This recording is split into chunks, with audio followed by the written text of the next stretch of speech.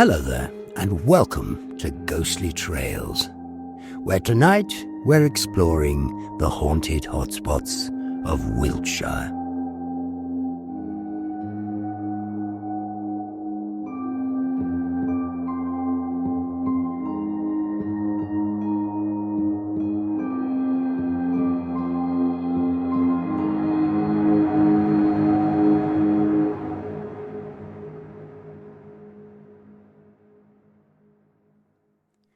Wiltshire is a wonderful county of dramatic downs overlooking rolling fields with a rich history dating back to Neolithic times. Prehistoric monuments include Stonehenge and Avebury Stone Circle, and today over half of its open spaces are classified as areas of outstanding natural beauty. Bradford on Avon is arguably Wiltshire's prettiest town, with an attractive mix of buildings of mellow Cotswold stone and the waterways of the River Avon and the Kennet-on-Avon Canal. Beside the latter lies the Canal Tavern, where a ghostly apparition of an elderly man puffing on his clay pipe has been reported in a room which was previously the pub's kitchen. In a more sinister example of ghostly sightings, a congregation of men and women in medieval dress has been seen entering St. Lawrence Church, the oldest church in Bradford on Avon, dating back to Saxon times. One clergyman claims he once saw a vision of what he described as a phantom leper colony at the church. St. Lawrence's Church sits in the shadow of Holy Trinity, the town's parish church. In a cottage overlooked by the church, a young woman heard on several successive nights a sound like the jingling of coins, followed by the appearance of the shadowy figure of a man. The apparition would stand in her bedroom for a few moments before fading away. The ghost was also seen by a tenant sleeping in the same room, and he was so frightened that he moved his bed downstairs, refusing to sleep there again. Many years later, the house underwent a refurbishment, and during the work, a skeleton was found buried in a shallow grave under a flagstone. The suggestion here is that the body was a murder victim, hurriedly buried, which could explain the haunting. The bridge tearooms in the town are also purported to be haunted. The building has stood on the same spot for over 500 years, starting its life in 1502 as a blacksmith's cottage. An apparition of a Victorian lady wearing a crinoline dress has been spotted in the window. Strangely, though, there seems to be no account of anyone actually seeing her indoors. It's also thought the Fat Fowl restaurant may have a resident poltergeist. The piano in the dining room has been found playing itself, and an unseen presence has mischievously moved cutlery around. Nestled in the countryside, not far away from Bradford Upon Avon, we come across the 15th century manor house called Westwood Manor. It has remained largely unchanged for several centuries, and today it's in the tender care of the National Trust. But it seems this house has a dark side. A former tenant recounted that an unpleasant, headless spectre used to roam the house at night, scaring anyone unfortunate enough to encounter it. One of the gardeners, having worked here for a lifetime, related a tale of a friend and colleague in service at the manor who, on entering the music room, could smell a distinctive whiff of tobacco. Seeing how the smoke rose above a high-backed chair facing away from him, and in order to announce his presence, he greeted its occupant in the usual way. He received no reply. Approaching the chair to present himself properly to its occupant, he noticed the smoke evaporate into nothing and was greeted by an entirely empty space. It's said that the corner bedroom is haunted by the ghost of a woman whose identity remains extremely uncertain. Guests who have slept in this room have reported having unusually sleepless nights. Even the previous owner, Edward Graham Lister, who died in 1953, was convinced that the corner bedroom was haunted. He claimed on multiple occasions to have seen the apparition of a woman, sometimes accompanied by the sound of gentle footsteps. There is one theory as to who this mysterious lady might be. The bed's tapestried hangings once belonged in Littlecote Manor near Hungerford, in a bedroom also said to be haunted. This room was the scene of a most horrendous crime. In 1575, Wild Will Darrell killed his newborn son by throwing him into the open fire. For many years it was thought that the room was haunted by the child's mother and the midwife who delivered the baby. It's a tenuous connection, but could the ghost have made the journey along with the tapestries? It has also been said that Westwood Manor is cursed. It was once the home of a magistrate who, upon catching a gypsy on his land, arrested him and sentenced him to death. Highly and not surprisingly enraged, the gypsy's wife cursed the house and the magistrate's family. Not long afterwards, the family sold Westwood and moved on. Perhaps the curse brought such misfortune to their lives that they were forced to flee. Whatever the truth of the family's lot, the curse lingered on in the house itself. One tenant apparently hanged himself, another threw himself from a second-floor window, and another drowned. The veracity of these tales is quite difficult to confirm, but Queen Mary certainly wasn't deterred by fanciful stories. She liked Westwood and came often. The pen she used to write letters while staying here remains proudly on display in the Great Hall. We certainly recommend a visit.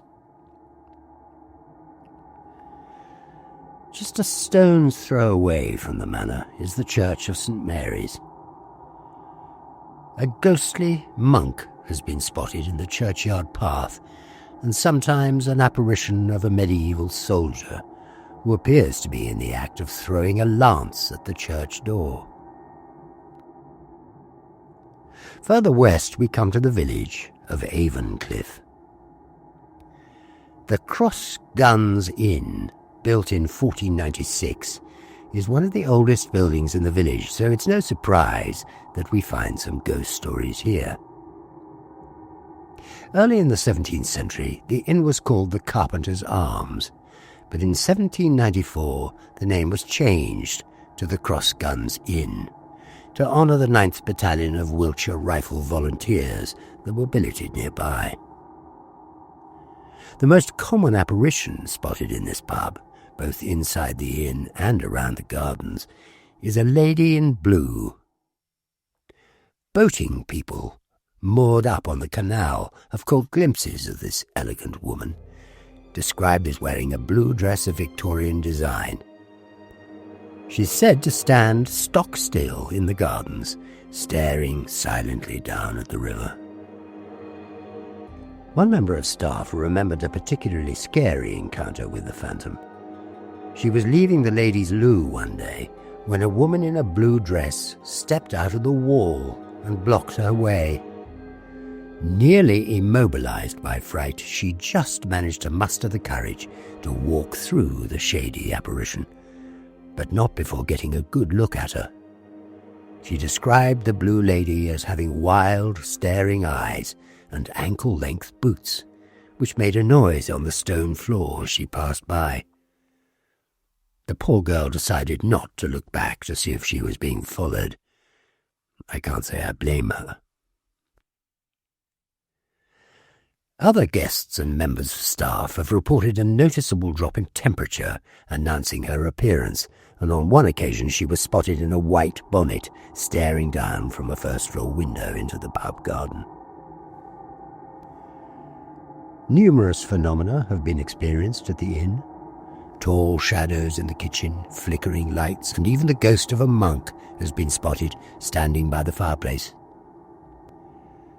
Such was the extent of these supernatural disturbances that an earlier landlord called upon the Dean of Salisbury to bless the inn. It seemed to have little effect, for if anything, reports of ghostly activity increased. Could the Cross Guns perhaps be the most haunted pub in Wiltshire? I certainly invite you to come and have a look. Skirting Bath, we come to the Muddy Duck in Monkton Farleigh. In this pub, we may already have a competitive contender for the most haunted hostelry in Wiltshire. Parts of the building are ancient, built in 1090 by monks as administrative buildings for the Farleigh estate.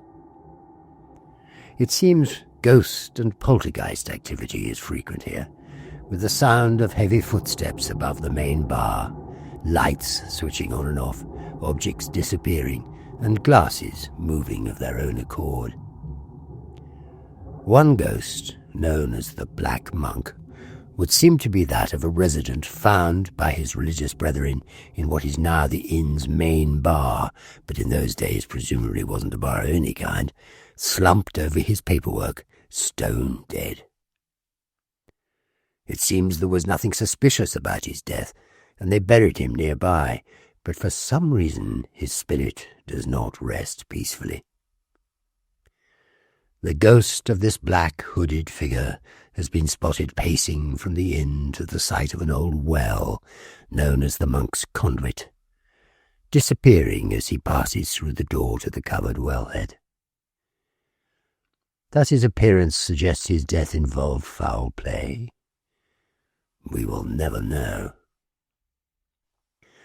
In another peculiar incident, the Muddy Duck was often used in the late 1800s to conduct legal hearings and inquiries.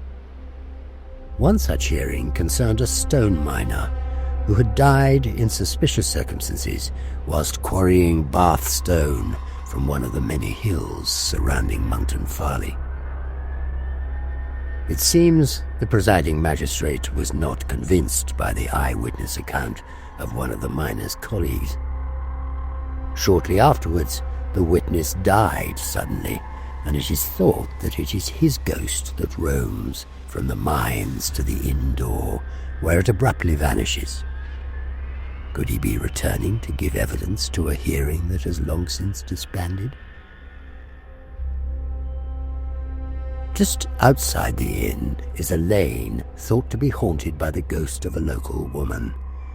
One particularly dark night, many moons ago, she was returning home in her carriage when the horses spooked and bolted. Her coachman was unable to regain control, and the lady was killed when the carriage clipped the wall of the inn and overturned. It is thought this event could account for some of the ghostly screams and clattering hooves that have been heard so often in the dead of night. There is one further legend of a peculiar event that took place here during construction work in the 1990s. One otherwise normal evening, two mysterious men in dark suits came in, and in loud voices heard by all around, told the barmaid that no good would come of her work. The barmaid was no doubt slightly unnerved at the warning, but almost certainly she and everyone around her were even more shaken up when the two men simply vanished before their eyes. Not long afterwards, during the renovations of the fireplace, a box was discovered containing a large key. The key was tried in every lock in the building, but didn't fit any of them, and to this day, hanging behind the main bar, the key remains a tantalizing mystery. The two men were never seen again. Approaching Corsham, before we enter the town proper, we come across the area of Lower Rudloe. A magnificent manor house can be found here, dating back to 1685. It seems the house contains all kinds of strange legends, many stories of ghosts, and even tales of sightings of unidentified flying objects. The house was used by the Ministry of Defence up until 1998, so perhaps it's no surprise that our ghosts here have a military connection. The first we hear about is thought to be a German prisoner of war who was imprisoned in the manor during the World War II. He's said to look badly injured. Many who have seen him agree that he most certainly requires medical attention. The second is the apparition of a girl dressed in white, believed to be a serving maid.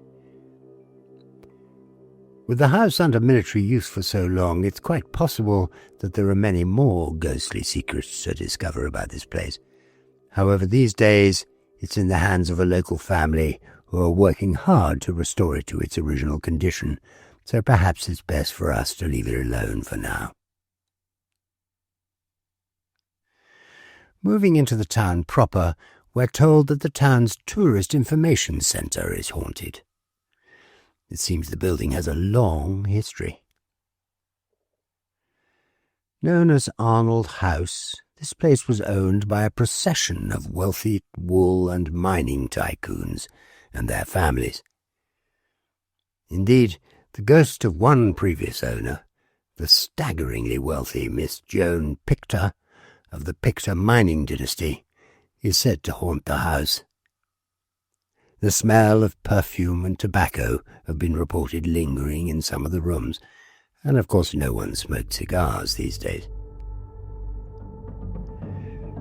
Investigation by a team of paranormal investigators revealed the ghosts of nuns in the passage behind the house, and marching soldiers at the front. Behind the house, there once stood an old priory, long since demolished. Strange lights, drops in temperature, and the sightings of shadowy figures have been reported here, but there doesn't appear to be an historical explanation for their presence, apart from the old religious association. Moving towards central Wiltshire, there are further tales of ghostly sightings in Devizes. After the Battle of Lansdowne, just outside Bath, the Royalist forces were in retreat and marched towards Marshfield, where they planned on resupplying and reinforcing their numbers from their stronghold of Oxford. The Parliamentarian army, under Sir William Waller, quickly back up to strength thanks to his nearby Bristol garrison, moved to intercept the beleaguered Cavaliers. Holding out at the town of Devizes, the Royalists sent a breakout force, racing to Oxford to summon reinforcements. Lord Wilmot was able to assemble 1,500 cavalry to return to Devizes, and the Royalists, holding on to the town by their fingertips, were no doubt relieved when they saw the Parliamentarian army turning north to intercept Wilmot's relief force. Waller used his superior numbers to gain the advantage of height upon Roundway Down, and battle was joined. Waller's artillery was destroyed in an initial skirmish, and the Parliamentarian cavalry took a fair old thrashing from the Royalist horse, leaving the Parliament's infantry exposed. What followed was a bloodbath, as the Roundheads were cornered by the Royalist cavalry in a ditch near Roundway Hill. With nowhere to go and a dramatic escarpment rising behind them, this place would later be aptly named Bloody Ditch. When they attempted a retreat to Bath, the Royalist garrison in Devizes cut off their escape, and only a strong, indeed desperate, rearguard action at the top of Beacon Hill allowed some troops to get away. Well over 4,000 men fought that day, and more than 600 were killed at Bloody Ditch. Looking down the desolate, windswept slope from the top of the hill can send shivers up anyone's spine. But for those that experienced the slaughter that took place here all those years ago, the ghostly reports would come as little surprise.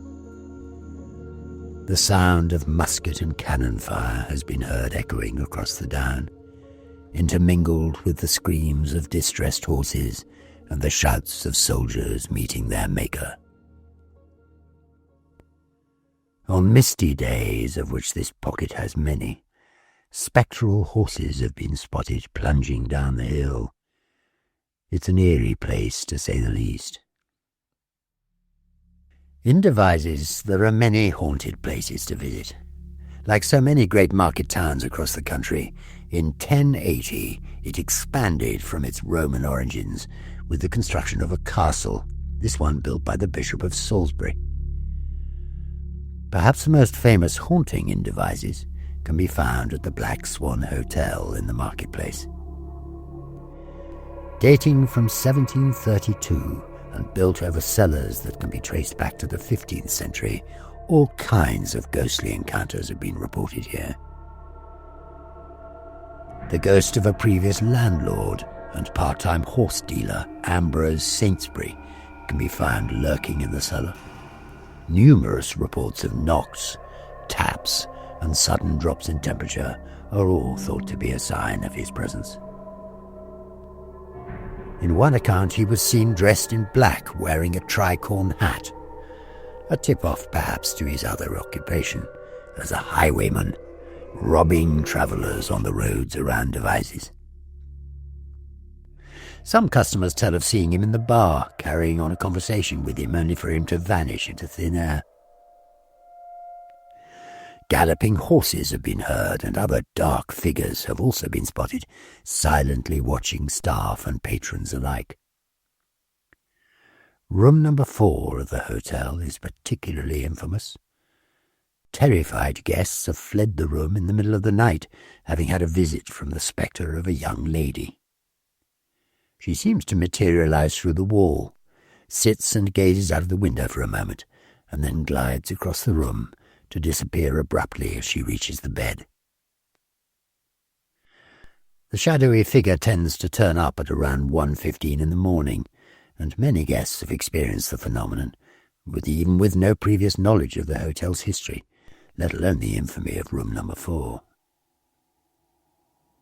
Other spooky phenomena include beds shaking, toilets flushing on their own, taps running, as well as the feeling of being strangled.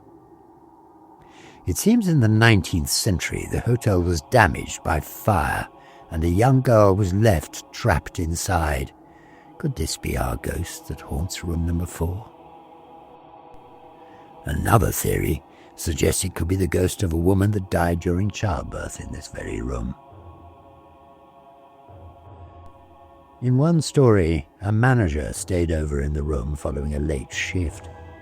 He awoke to the sound of desperate scratching, as if someone was trying to escape confinement. Needless to say, he never stayed there again. St Mary's Church in Devizes has a walkway running alongside it that many locals try their best to avoid after dark. People have reported the feeling of their feet being grabbed by unseen hands, and dark figures have been spotted too. The most likely paranormal explanation for these reports is a bloody battle that took place here during the Civil War.